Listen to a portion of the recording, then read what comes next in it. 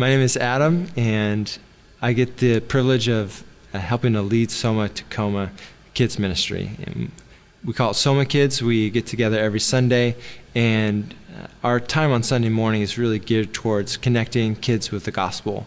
And so we want them to know and to experience God's love. We want them to be formed in their identity. So we tell them that they're part of God's family because the Father loves them, and that they belong to Jesus, who served them with his whole life, and now they're sent by the Holy Spirit as missionaries.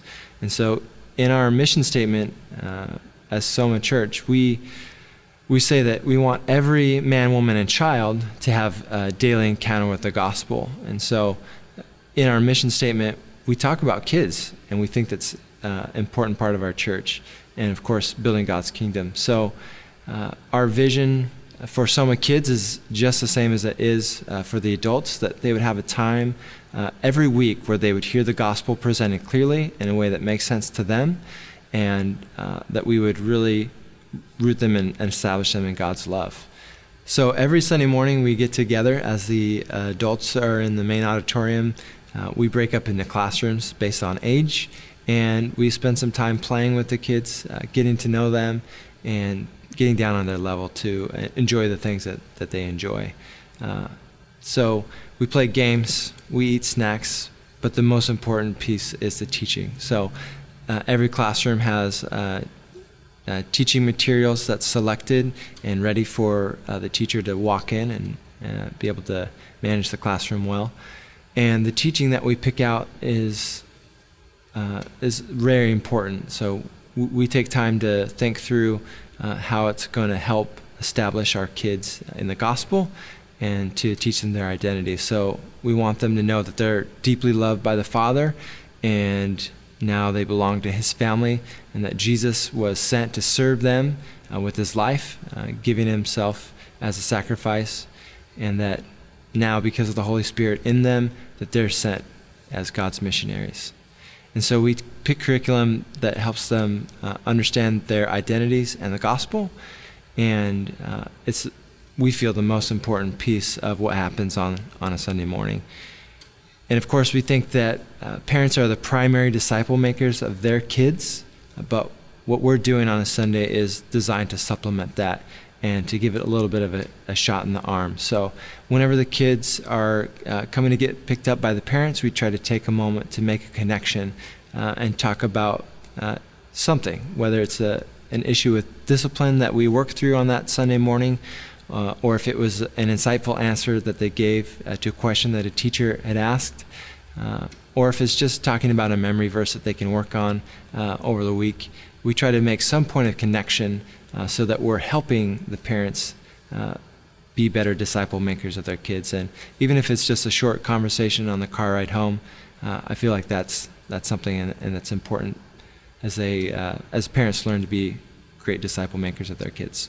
So leading a kids ministry is not without its challenges. I'm a volunteer. I don't get paid to do this, and none of the people that serve with me do.